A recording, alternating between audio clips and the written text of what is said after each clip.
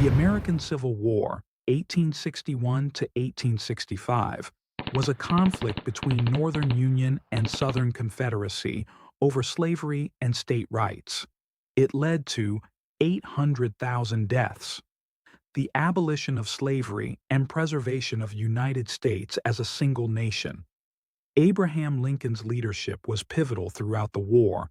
The United States Civil War was basically a 4-year-long breakup where the Southern states said, "We're out," and made their own squad called the Confederacy. The North wasn't having it, so they fought like a messy family feud with cannons.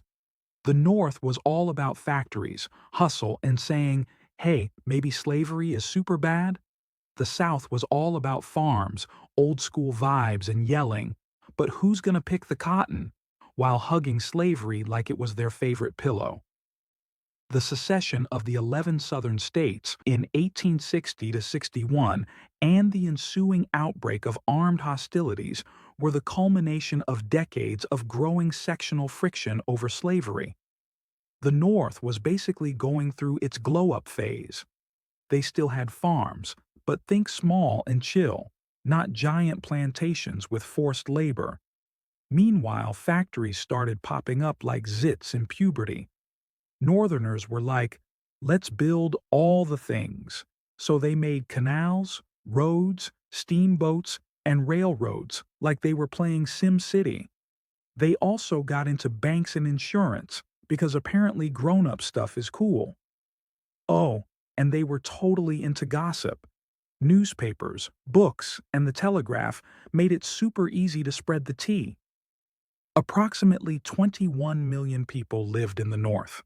The South was like, "Nah, we're good," and just kept doing its thing.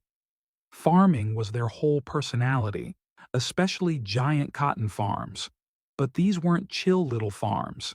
They were massive and ran on slave labor, which was messed up but made the South a lot of money.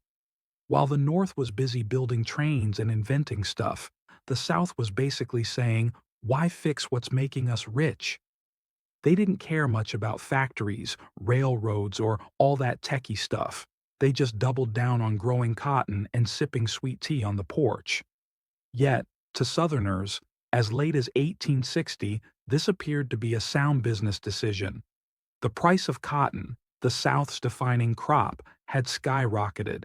Things got tense, like super tense. The country tried to hold it together with compromises like, "Okay, you can have one slave state if we get a free state," but it was just duct tape on a volcano. Then came Bleeding Kansas, where people literally fought with guns over slavery. And this intense guy named John Brown tried to end slavery by going full action movie on it. Then in 1860, Abraham Lincoln got elected president. He wasn't even president for 5 minutes before 7, Southern states screamed, "We're out," and quit the Union like it was a bad group chat. They called themselves the Confederate States of America and picked Jefferson Davis as their president.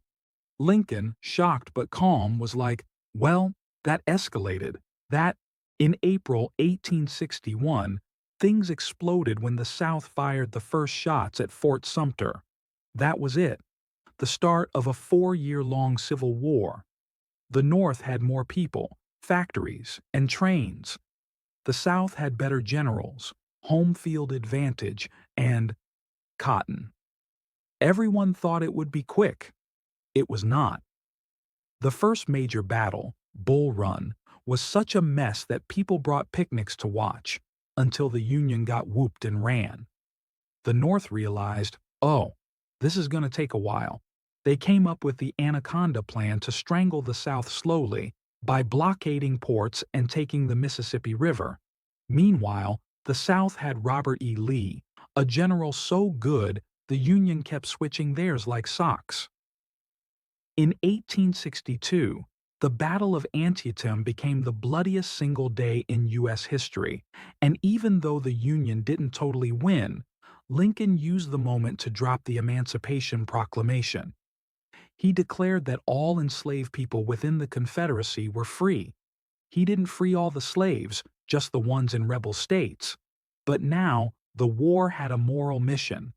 Europe took one look and said, "Nope, not helping the South now." Then came Gettysburg in 1863, when Lee tried to invade the North again. Big mistake. The North held strong, and after 3 days of brutal fighting, the South lost big time. In the Gettysburg Address, Lincoln calls upon the living to resolve three things. 1. That these dead shall not have died in vain. 2.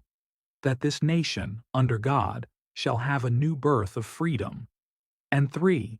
That government of the people, by the people, for the people, shall not perish from the earth. In the West, Union General Grant was crushing it.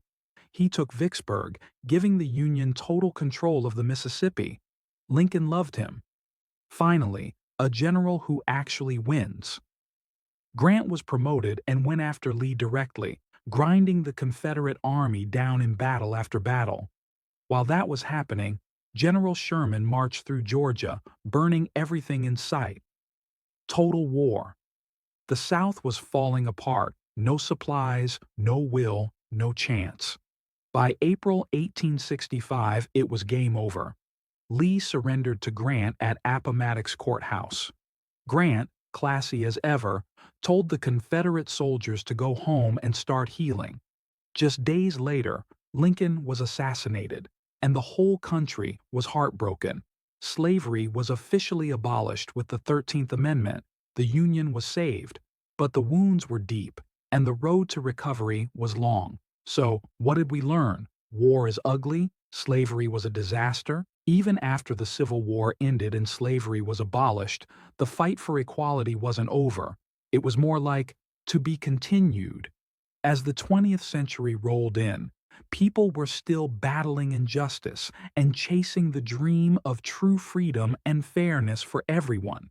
Through it all, one guy stayed legendary: Abraham Lincoln. The tall dude with the top hat who kept the country from falling apart is now seen as the ultimate symbol of doing the right thing, even when it's hard.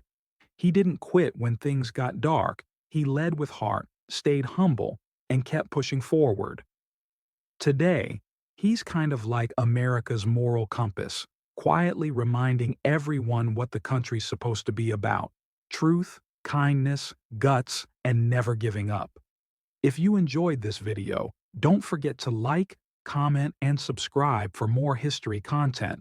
Let us know in the comments which part of American Civil War you found most interesting. See you in the next one.